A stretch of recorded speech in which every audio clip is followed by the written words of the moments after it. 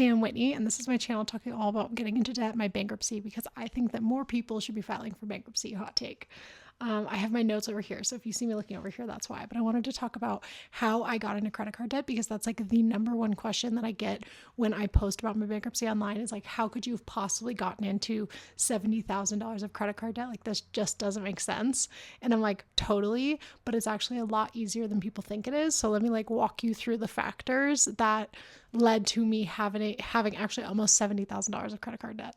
So for starters, I was running my own business, an online coaching business during COVID. Okay, so business was going really well through like mid 2021, and then things changed a lot, especially in the coaching industry, and I had a lot of fear about my ability to stay in business. On top of that, I had very high cost of living, so like I was living in LA, I was living in an apartment that I like realistically could not afford because I bought into this messaging that like, you have to push yourself and you have to like put yourself in situations where you're like motivated to earn more. And since then, like I have learned I do not operate that way. I really don't operate on like backs against the wall.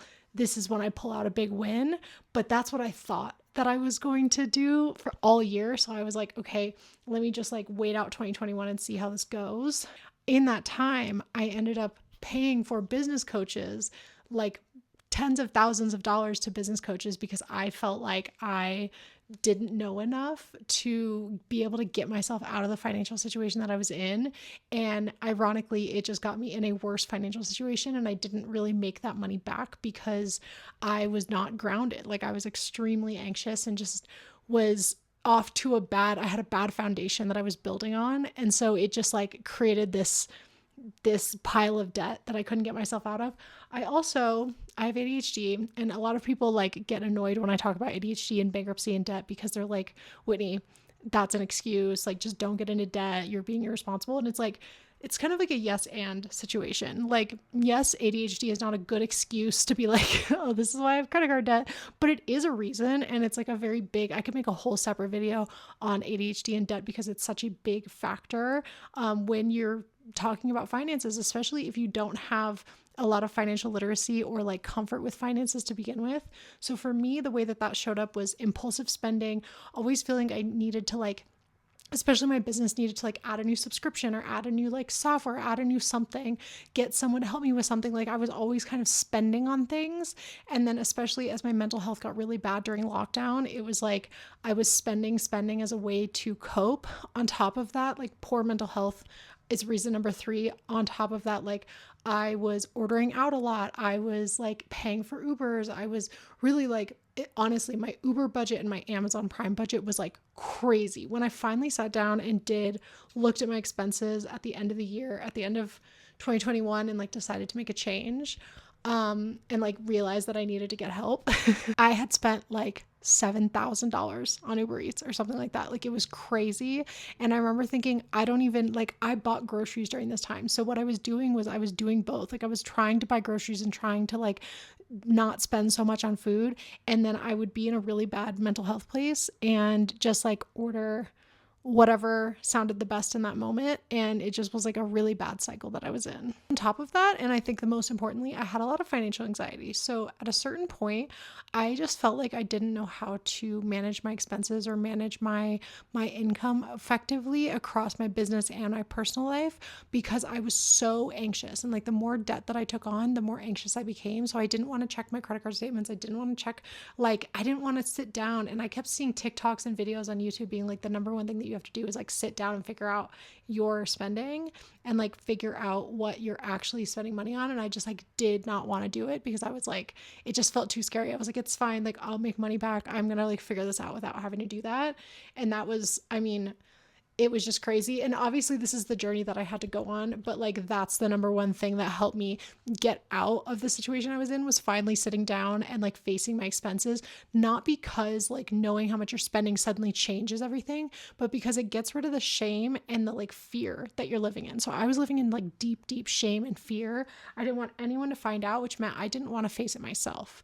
So it was just one of those things where I was like, I don't want to deal with it. I can't even bring myself to look at it. Like I was avoiding it at all costs. And to like now And that doesn't make rational sense in my mind because I check my bank accounts every day. I have a budgeting app. Like, I'm super on top of my finances now. I pay my credit card off like 5 times a month because I'm just like, there's no way that I pay it off like as soon as it hits, basically, because there's just no way that I'm getting into a situation where I have to like get credit card debt again, especially like unless it's like absolutely necessary, so I just pay it off like as quickly as possible. And I track my cash flow so closely now that the idea that I was like a year of I only checked my bank accounts to make sure I had enough cash. You know what I mean? Like, I just would like check to be like, okay, do I have enough cash? And then at one point I ended up taking out a personal loan because I didn't have enough cash to like pay my minimum and pay my rent. So I took out a $10,000 personal loan, which like contributes to this debt number, right? This like almost 70,000. So financial anxiety is a huge thing. I think it's like the number one thing that people really struggle with when it comes to money. And so if that's like, if you can learn to face your anxiety and like get help, because I think a lot of people don't want to get help and they don't want to admit like, I'm drowning and I don't know how to get out of the situation alone, then, excuse me, my voice is kind of weird today, but they're like, I'm drowning, I don't know how to get out of the situation alone. It's like the longer you put off getting help, the worse it gets. And I wish I had done it 6-9 months sooner, but I just didn't have the capability and like the mental and emotional bandwidth to do that. I had to like really truly hit a breaking point where I was like, I actually like can't afford to stay in my apartment and like can't go on any longer this way. Like, I have to get help because I've hit a wall and I'm not going to be able to like suddenly make a ton of money to get myself out of the situation. Like, I have to get through it, And then finally, and I think the most important thing that people don't realize is like interest rates, right? So it's really easy to say like, oh, you spent $70,000 of money that wasn't yours. And it's like, no, not really.